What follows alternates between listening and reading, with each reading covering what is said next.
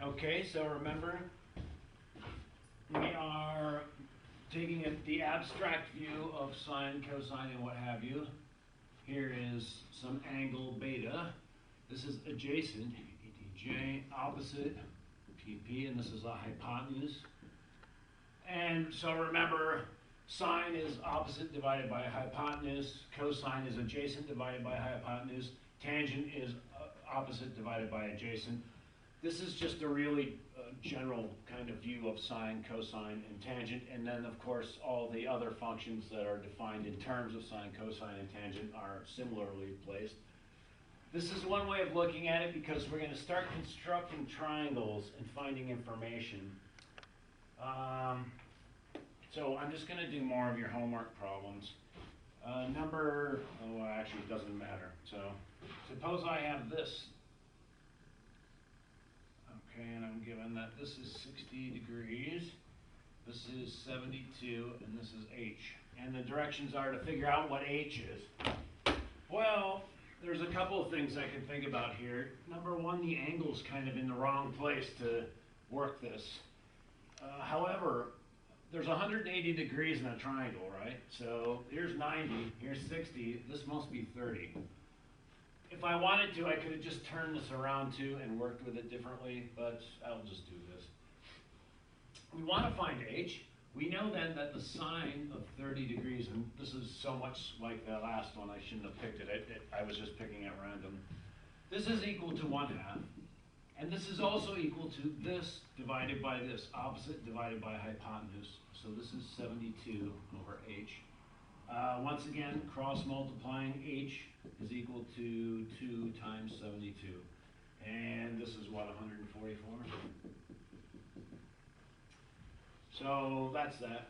I'll try and pick something that's a little harder to do than this. Because these are pretty easy. This just comes by knowing what the definition is and lining everything up. So here so far the ones that I've been doing, they actually had a picture, and that is really helpful. Let's try and do some that don't. So here you're going to draw this generic triangle, right? Okay. And it says, what they did is they gave you a triangle and they want you to ascribe these features to it. I do this all the time. I don't read the bloody directions and then I try and solve the problems and, things go wacky. So here's the picture that they give you.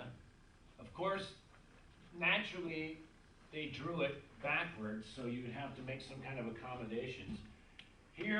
So in general, this will always be true in most books. These capitals represent the angles that are inside here. So this is angle A, angle B, angle C, and then directly across from the angles will be the sides, B and C. Actually, this is good to start getting used to this right now. So from this picture, we're going to start working things out. It says that little a, the length of side A is 4. So for this, they're telling us this is 4. The angle is measured 60 degrees. A is 60 degrees. And we're supposed to find C. So this is what we're looking for. I get to know one thing right now from this. In about a week, we're going to be doing the law of sines and cosines, where we can find these things without right triangles. But for this case, in this particular case, B is 90 degrees. And once again, so this is 90, 60, this must be 30. It's their fault. They're making these too easy. Well, let's see what we need to do here. So I'm looking for C. What do I got? A. How about this? There's a lot of approaches that you could use for this, but I think this will be a reasonably clever one. What is the tangent of this angle? The tangent of this angle will be C divided by A. So in abstract terms, the tangent of angle C is going to be C divided by A. A little c, okay, so this is one thing that drives me nuts. I suppose I'll make this big. So this is angle C, this is side C divided by A. So that means that the tangent of 30 degrees is equal to C divided by 4, because A is 4. That means that C is equal to 4 times the tangent of 30 degrees. Now you can use your calculator for that, but remember, and okay, so I apologize if I'm driving you nuts. It's so important to know these. Remember, tangent of 30 degrees is sine of 30 degrees divided by the cosine of 30 degrees. This is 1/2 divided by the square root of 3 over 2, right? So this should be equal to 1 over the square root of 3, okay? So this should equal 4 divided by the square root of 3. I am going to check, and I'll tell you why. Even I make mistakes, numerical mistakes. You should always be checking your answers at this point to save any wandering test points. So first, let's figure out what this number is approximately. 4 divided by the square root of 3. So this is like 2.309 and change. This is more or less 2.309 and change.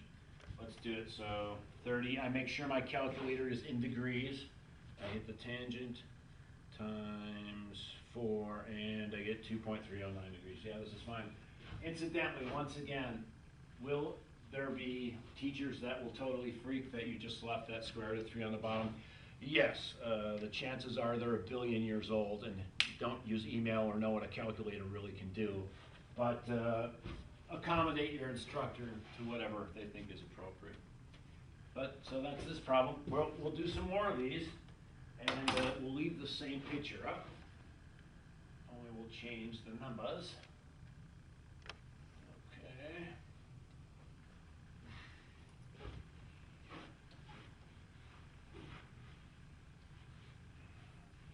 And if you're the old person I just insulted by that crack, I get AARP myself, so I'm just fine of you. Okay, we need to make a quick example. Actually, maybe we'll just set this one up and then we'll go on to the next tape. I'm going to try and find a harder one. These are all too boring. Okay, in exercises, blah, blah, blah, use the figure, 25.